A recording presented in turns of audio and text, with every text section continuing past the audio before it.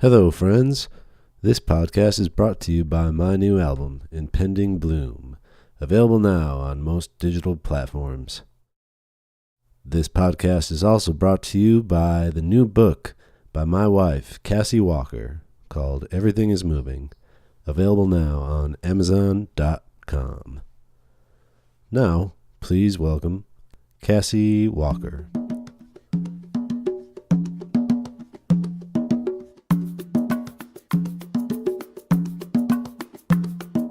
Hello, Cassie. Hello. How's it going? It's going fantastic. How are you? I'm good. So, just a disclaimer. Okay. We are, in fact, married. Mm-hmm.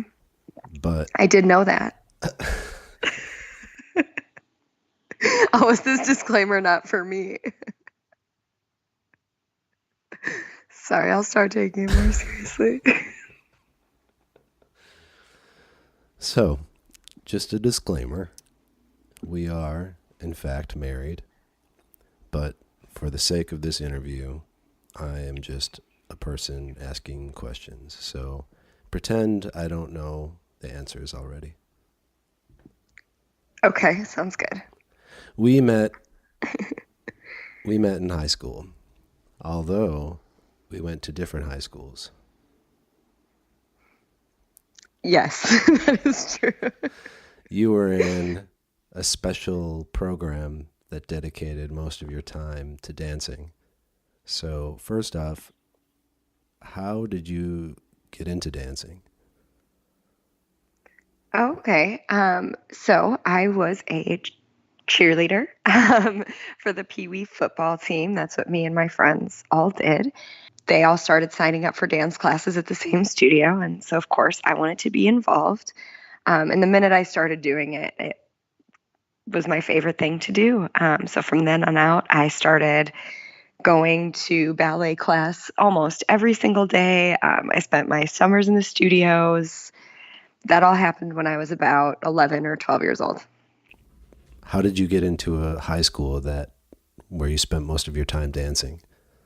Well, as you know, in our school district, they had magnet high schools. So in the public school, each one of the high schools that we could have gone to had a special program. So there was math and science, there was languages, and then there was performing arts. When I found out about this, I was immediately interested in doing performing arts. So I auditioned for two programs, actually, both dance and piano. And I was accepted to both. So I chose to do dance, and it was a really fun experience. I had a great time in high school and learned a lot of things that I don't think I would have learned otherwise. What was the program like? It was basically the first half of the day was normal high school with all of the other people who went to the same public school.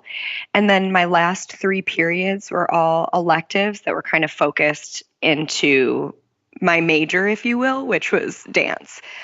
So we had a couple classes that we would take, ballet, tap, jazz, all that throughout the day and do performances. But we'd also have other classes that we'd have to take, like we had to take a class where we had to budget our life. You know, if you had a job as a professional dancer and made X amount of money, how would, you survive? And we had to do all of that. I learned a lot about stage design as well. We had to make props for all of our shows. I got to act as artistic director for a few shows where we had to create the whole thing from beginning to end and actually manage the entire project. Again, it was a lot of random stuff that I feel like maybe not a lot of people who don't get to go to a performing arts school would get to experience. And I did that all before I was, 18. It was a lot of fun. Did you have any hesitations, like going to a school where you would be focused more on dancing or performing arts than like academics? I mean, not at all. At the time, I was going to be a professional dancer. That was the whole plan. So I actually felt like I was able to focus more on what I wanted to do than to be distracted by academics, I suppose.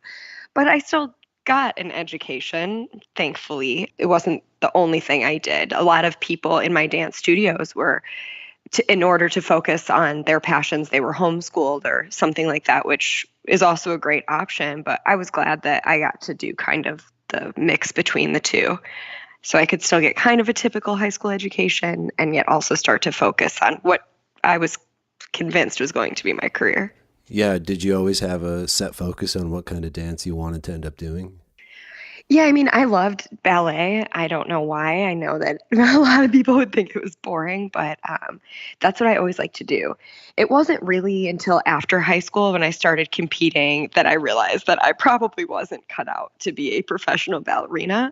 It's very specific and requires insane amounts of talent. So I feel like reality would have kind of kicked in and pushed me into another direction eventually. But when I was dancing, that's what I wanted. I was going to be prima ballerina in the New York City Ballet. So you graduated from a dance high school, and then what? So I had applied to continue similar education at a nearby college where I was going to focus on dance performance and kinesiology. So that was basically being able to not only focus on my career as a professional dancer, but also kind of learn the backup technique that I might need to become a trainer. That was kind of my thought, is if I didn't make it as a professional dancer, I could become a physical therapist or personal trainer. So where did you end up going? I went to Hope College in Michigan. And what was that like? Well, as you know, a few days before I left for college, I wound up breaking my ankle. I was doing a performance it was like kind of the end of our summer program, and in the middle of a tricky spin, I busted my ankle.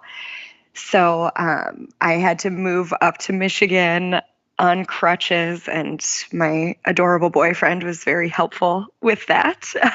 That's me. Yeah, that was you. Yeah, you helped move me in. And then it was actually a pretty miserable experience because here I was registered for all these dance courses and I could not participate in any of them. So I spent a lot of my first few months in college just kind of pouting and, being sad that my dreams probably weren't going to come true. I was in physical therapy, and even then it was like, yeah, we're going to get this better, but to be able to have the strength and flexibility that you once had, this could take years to rehab. And, when you're 19 and want to be a professional ballerina, years is a devastating comment. So that was a tough time for me, realizing that it wasn't going to go exactly how I thought it was going to go. And yeah, to have to watch other people dance when you think you might not ever be able to do it again was definitely rough, which led for me to transfer myself from Hope College back a little bit closer to home because I really did not have a great time in that first year. So I wound up transferring back to a school in Chicago where I kind of restarted again with a new life plan. Yeah, at what point did you decide that you were going to transfer back? I mean, it was pretty immediate.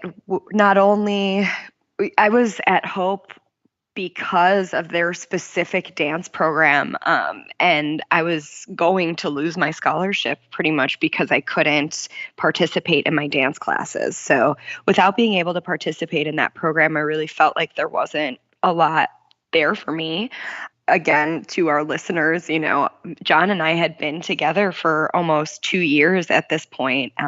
So to be far away from my family and that really close relationship in this trying time was very difficult. So it was almost right away that I knew I was going to want to transfer back home and started that application process. Yeah, so basically I spent my first year kind of figuring out how to get back home. And then when I came home my sophomore year, it was when we started on a new plan where I wasn't going to be a dancer anymore.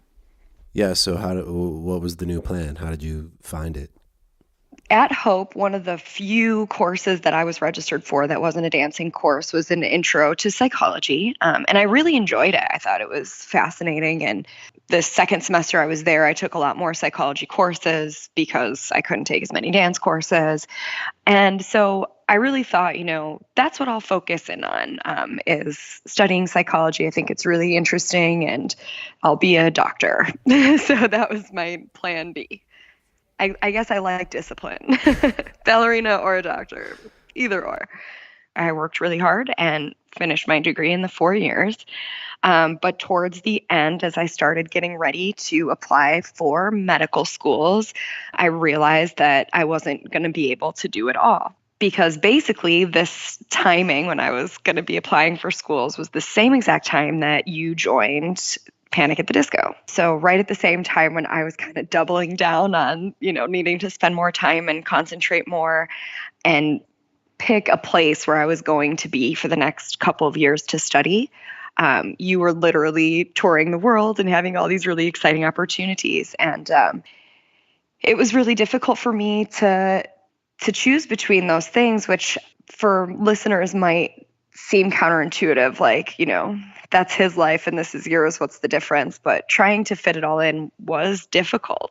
And it made me kind of realize that I didn't want to be in this kind of all or nothing career, that I wanted to have a little bit more flexibility so that I could share in your all or nothing career and we could build a life together.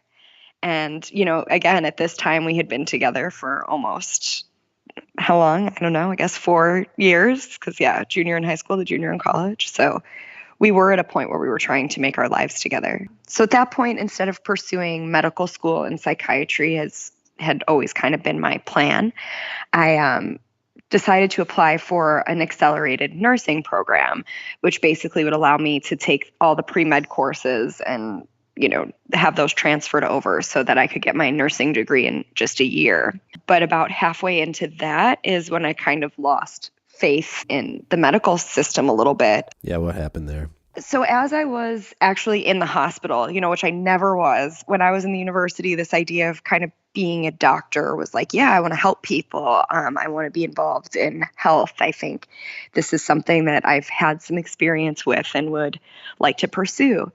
But then when I actually got in the hospital and kind of figured out, how disease was treated and how the chain of command worked, I felt really frustrated a lot of the times. I felt like we were kind of giving quick fixes to problems instead of getting to the bottom of why we were struggling with some of these diseases. And yeah, I just I feel like I saw how the sausage was made, if you will. And I just kind of realized that from that position, I wasn't going to be able to make the kind of changes in healthcare that I thought I would be able to make. It just kind of fell apart. I wasn't successful in my courses. I wasn't feeling super passionate about it. Right. So then you had to make another pivot yet again. Yet again, exactly. And how did that feel? I mean, by this point, I guess I was kind of used to it. So here I was. I had a degree. So my whole childhood, that's what I was supposed to do, right? Go and get your education, and then that will dictate kind of the rest of your life. So here I had that education, but I wasn't going to really pursue what I had thought to pursue the whole time I was getting it. And we had a lot of other life taken care of. You had a really great job. So we had a house. We were stable. I had everything that I really needed, all that stuff that you work your life for. And so I was in kind of this crazy position where I could kind of really take a minute to decide what I wanted to do next. And that was both a blessing and, a little bit frustrating, because it's almost easier to make a decision when you have to.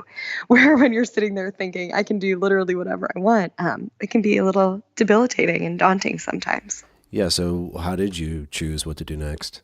Right after I realized I wasn't going to be continuing on with nursing school, I wound up going to one of my distant cousins' wedding out in Philadelphia, because my parents were going, and I was like, I'm going to tag along and see the family because my schedule is apparently open. So while I was out there, I was chit-chatting with Kelty, who was a mutual friend at the time that we were connected through your band.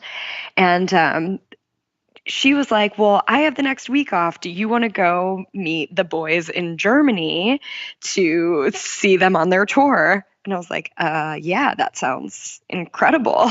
So she was able to kind of set it forward in motion. And I went from Philly and I met her up at her apartment in New York. And a couple of days later, we left to go to Germany to visit you guys, which is incredible. I had never been abroad before. It was very fun. But while I stayed with her in New York, she was also a professional dancer. So we had some history in common. And she was like, "You're coming with me to Pilates because I have to go and come on, let's go." So she'd basically drug me to these classes with her. And I just loved it. I was like, this is fun. It reminds me of dance, but I also understand why this helps people so much with body image and pain disorders and all these other things, I had spent the last few years in college learning about. So there was this kind of immediate love affair for me with Pilates. It made me feel great. And I also kind of understood why it was so important for people in healthcare. So I got home after we went to Germany and I started talking to my sister-in-law and other friends about this. And me and my sister-in-law were like, let's go try Pilates. So we went to this local studio and we kind of started doing it together. And the next thing I knew, I was taking like 3 classes a day. And I was like, I'm going to become a Pilates instructor and I'm going to do this. And I think that I can use my knowledge from ballet, psychology, physiology, and like really do some good here. What is Pilates exactly? Okay, so it's a fitness method. Joseph Pilates was a person. He's an actual guy, and he basically developed this exercise method based on a couple different things. He studied yoga, martial arts, Zen meditation. He was in the military, so he had like all kind of these different backgrounds. And he was also sickly. He was asthmatic and had some other issues. So he kind of used all these different techniques to better his own physical fitness. And he was able to come up with a series of exercises that he really felt brought people back to life. He kind of had this idea that our modern society brings our bodies down. And if we can take the time to reverse some of that and gain control back of our physical beings, we can combat some of these things that we get from, working all day, sitting in cars, blah, blah, blah.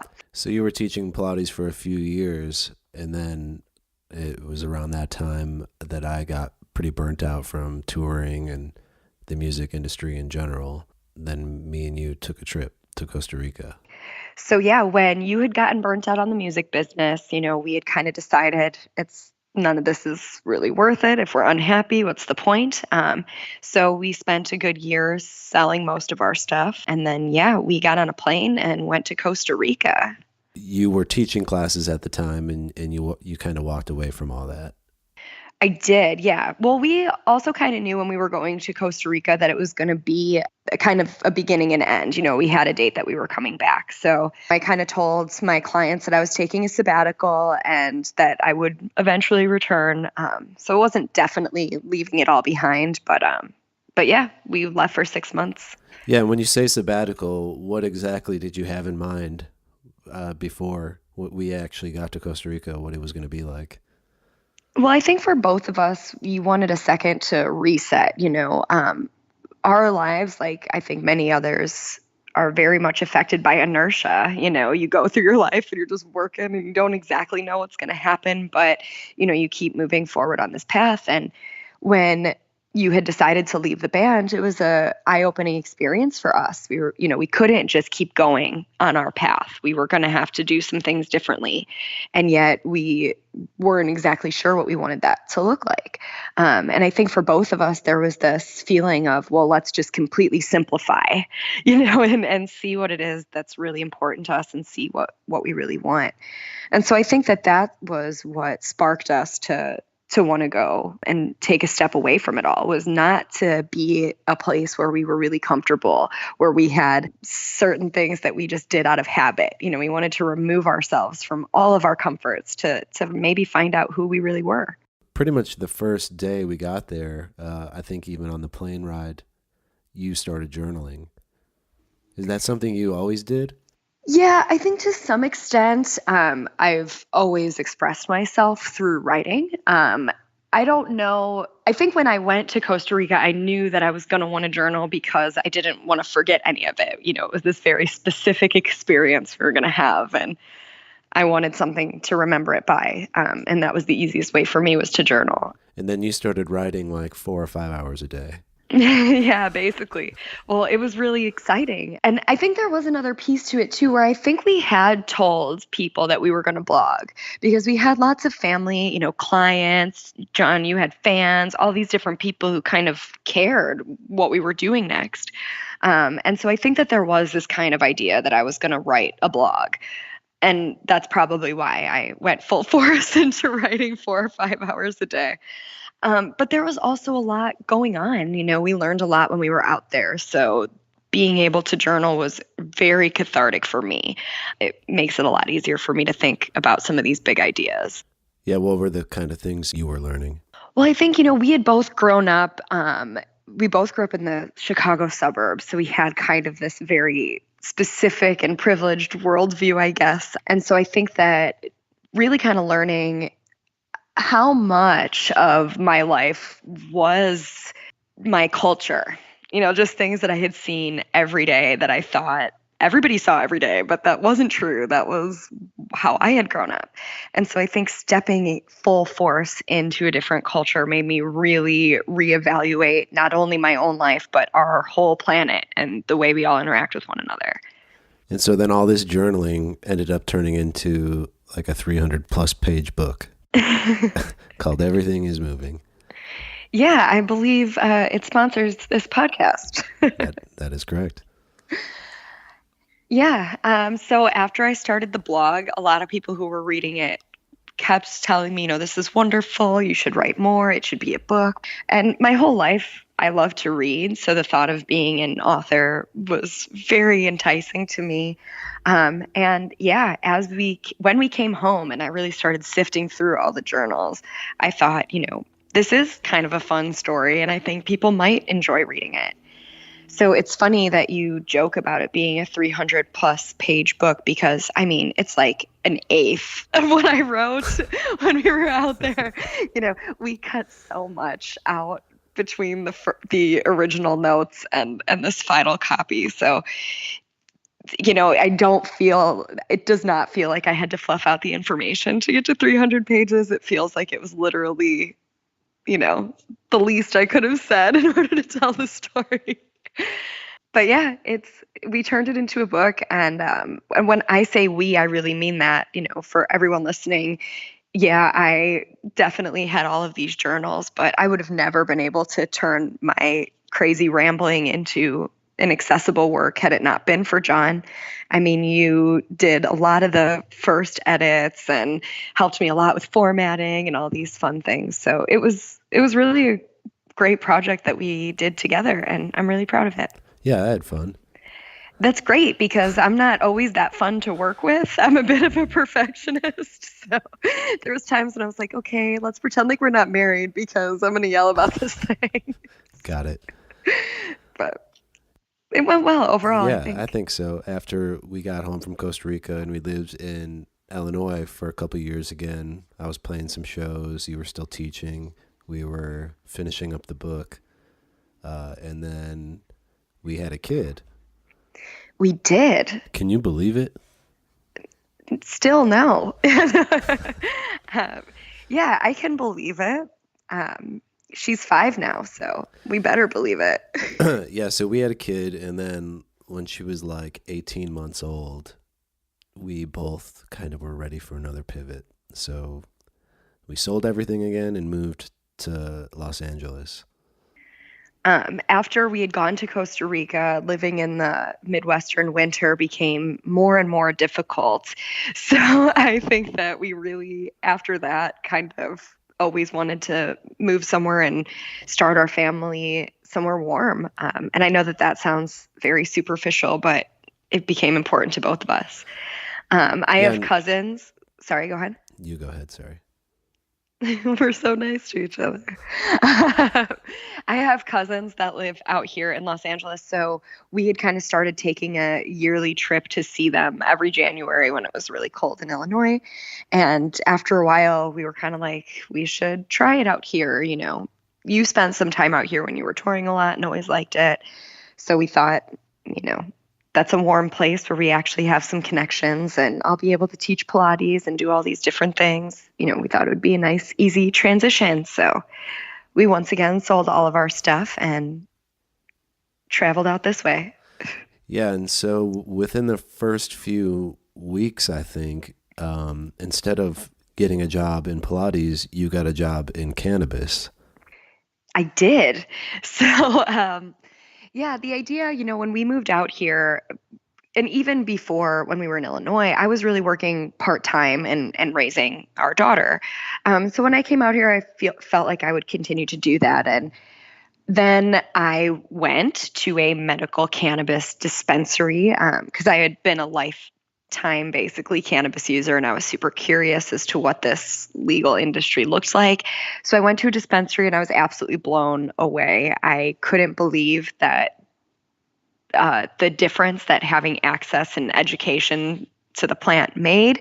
And so I came home and I was like all abuzz. I was like, this is so cool. I can't believe it. And I decided, instead of pursuing part-time Pilates, I thought it'd be cool to get into this industry part-time and see what it was all about, because it was fascinating to me, something I had never seen before being in Chicago. Yeah, you learned a lot really quickly. Yeah, there was a lot to learn. And it kind of went from being part-time to taking over our entire lives very quickly. This newly kind of regulated industry needed a lot of help getting from where it was to where the state wanted to see it. When I was growing up, my mom worked in local government, so I, through osmosis, kind of learned a lot about compliance and licensing and all these random things that, she dedicated her life to. So when I came into the cannabis industry and there was kind of this space between people in the industry and the people who were trying to regulate the industry, there was a lot, nobody really trusted each other. Nobody knew what the other person needed. So I was really kind of able to translate some of that stuff for some of the businesses I was working for, just because I had some experience, not only stuff with my mom, but I had worked doing quality control and things like that for some daycare centers back in Illinois as well. So I was kind of able to take some of that experience that I had and bring it to the industry. And that's kind of when I went from being part-time, see what it's all about, to really pursuing this as part of my career. It's been this really exciting time where last year in 2018, stores in California were getting licenses and we have a regulated industry now. And I've been really honored to be a part of all of that.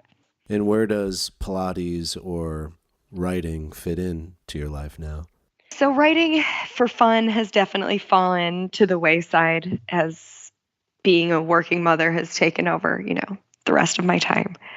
And I guess the same is true of Pilates. It hasn't really been something I've been able to focus on over the last couple of years, but I definitely see this as something that's going to come back around and be part of my career. As people start to want to experience cannabis, it's going to be much more in a therapeutic setting, I think, than in a party setting. I truly believe that. So I think people using low doses of cannabis to enhance yoga experiences, meditation experiences, and other therapeutic experiences, I think is really going to be a big thing in the future. And I hope that I'll be able to participate in that in some extent. And do you have any kind of advice for people who have to make pivots midway through their path or aren't quite sure exactly where they fit in?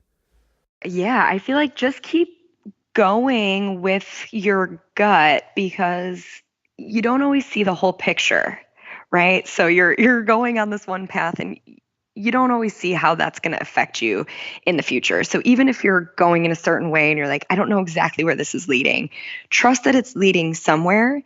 And if it's something that you're passionate about, something that makes you tick, something that you kind of can't stop thinking about, it's true to who you are. And it will come back around eventually and work for you in some way. So even if you think like, oh, I spent all this time at this job and it didn't work out, like it's okay. That experience that you got there is going to come back and work for you in another way in the future. Thank you very much, Cassie, for your time. It was a pleasure. I'll see you soon, I'm sure. Thank you for listening to my podcast, Jon Walker's podcast.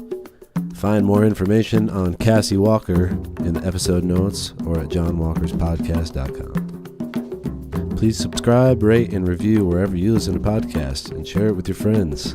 Goodbye.